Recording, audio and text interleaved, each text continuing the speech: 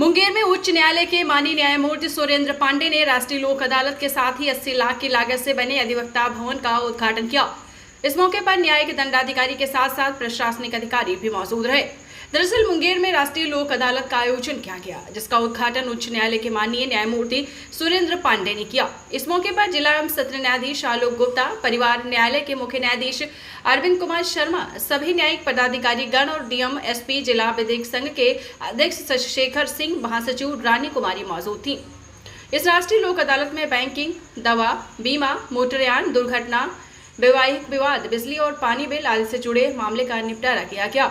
न्यायिक प्रक्रिया को सरल बनाने के लिए 11 पीठों का गठन किया गया।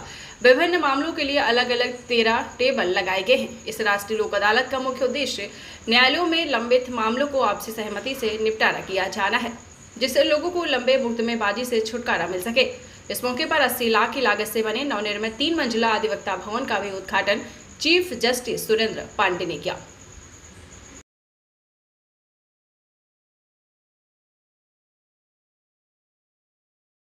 लोक अदालत का पर्पस सब लोग जानते हैं, उसके नाम में ही छिपा है लोक की अदालत, लोगों की अदालत। यहाँ पे जो बेस्ट पार्ट लोक अदालत की, जो मैं इनहेरेंटली जो मुझे अच्छी लगी, लोक अदालत में कानून की बातें नहीं होती।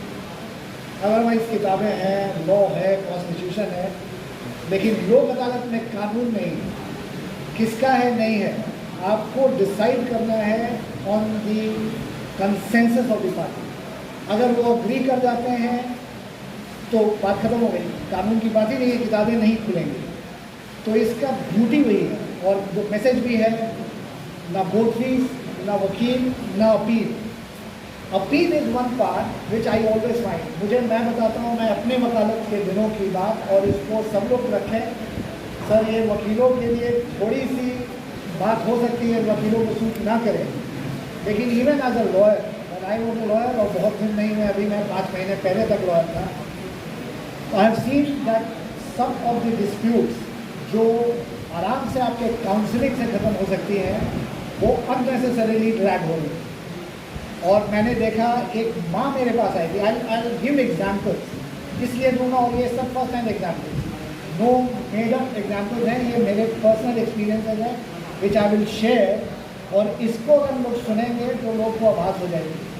पहला एग्जाम्पल मैं देता हूँ, जो मैंने खुद कल हुआ, जब एक माँ और एक बेटा लड़ रहे थे एक प्रॉपर्टी के, और बड़ा वियर्ड था। हम लोग सब succession made them sit together, they had come कि आप एक फेक केस फाइल करते।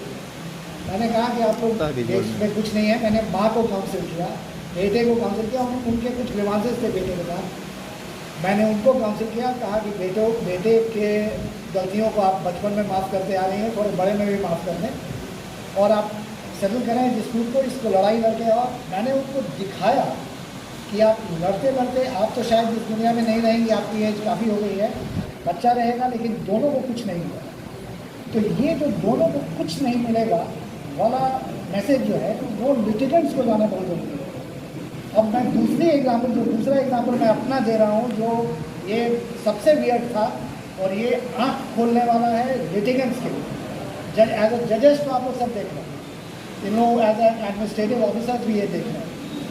मैं आपको बताता हूँ, मुझे वकालत किए हुए अराउंड 5 ईयर्स या 10 ईयर्स लोगों में मैक्सिमम, एक बूढ़ा क्लाइंट अराउंड 67-70 अप्रोच कर रहे थे कि केम टू मी, और बोला कि and he refer to me as बउआ। कहा कि बाबू, बउआ कहेगा, बोला तो हम बोले कि आप बउआ बोल रहे हैं आप, तो I still remember his name, he is no more now. और वो नो मोर के लिए भी बताना ज़रूरी है कि दैट केस इज, अच्छा भी नहीं, मैं बताता हूँ, आई वोंट रिवील।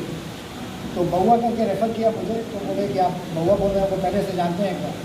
तो उन्होंने कहा कि मैंने आपके फादर के पास 1970 में केस लेके आया था, तो I remember this house, and उसी याददाश्त में वो चलाया और उनको खोज रहा था। मैंने कहा कि वो तो अब इस दुनिया में नहीं है। उन्होंने कहा कि आप वकील हैं, आप मेरे केस लड़ें। वाइस मैंने देखनी शुरू की।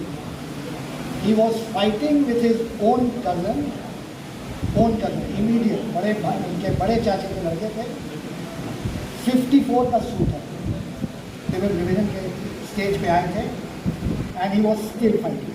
That case was on. I saw the orders, कुछ ऑर्डर हुआ था interim, we wanted a revision, और अब तो सिविल मिसलेनियस हो गया हमारे यहाँ। He wanted a revision to be filed. I filed that. I was young. मैं बहुत जोश में था, मुझे केस मिला था, मैं खुशी खुशी उस केस में फाइल किया। बट एक खुशी मेरे दिमाग में नहीं थी, मुझे लगा ये केस क्यों लड़ रहे हो आप, क्यों लड़ रहे हो? बोले नहीं वो एक अराउंड डे मैं जज हूँ, आज मुझे निष्पक्ष होकर सोचना है। लेकिन अगर हम लोग शायद न्यूट्रल होकर उन लोगों के एंगल से सोचें तो आज मैडम आई हुई हैं ये मिलने जेल इनमेट से, और आपको विश्वास नहीं होगा कि most of the criminal act derive out of from the land dispute, most, बहुत कम वैसे होंगे मोस्ट। तो ये जो लैंड डिस्प्यूट है, तो सिविल डिस्प्यूट इनिशियली था, दैट टर्न्स इनटू FIR, उसके बाद कभी लड़ाई हो जाएगी, तो एक लिटिगेशन दूसरे लिटिगेशन को जन्म देता है। तो इफ़ अगर हम लोग थ्रेशोल्ड पे उनको काउंसिल करें, इवन एज अ जज, मैं जुडिशियल ऑफिसर से कहूँगा, इवन एज अ जज यू हैव अ ड्यूटी। ज़रूरी नहीं है कि वो आ गया सूट लेके तो इशूज फ्रेम कर देना और लड़ाई करवा ही देनी। हम लोग जैसे मैट्रिमोनियल केसेस में एफर्ट लेते हैं, मीडिएशन में देते हैं, try it even in the land disputes, explore कीजिए, स्पेशली आप लोग यंग हैं, आप लोग एक्सप्लोर कीजिए पॉसिबिलिटीज ऑफ सेटलमेंट।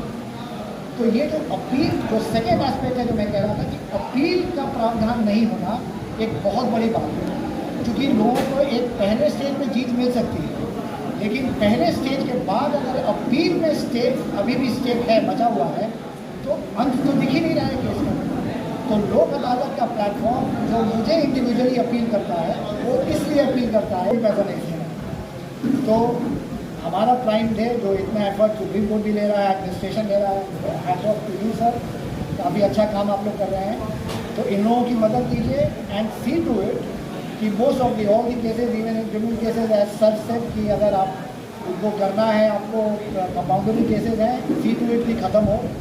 वो सुप्रीम कोर्ट ने तो इलाबोरेट भी कर दिया, probably we are even finishing off cases under 498A and all, वो it is not compoundable still. अब दो तीन जजमेंट्स आ गए हैं, आपको हम लोग कॉस्ट भी कर रहे हैं।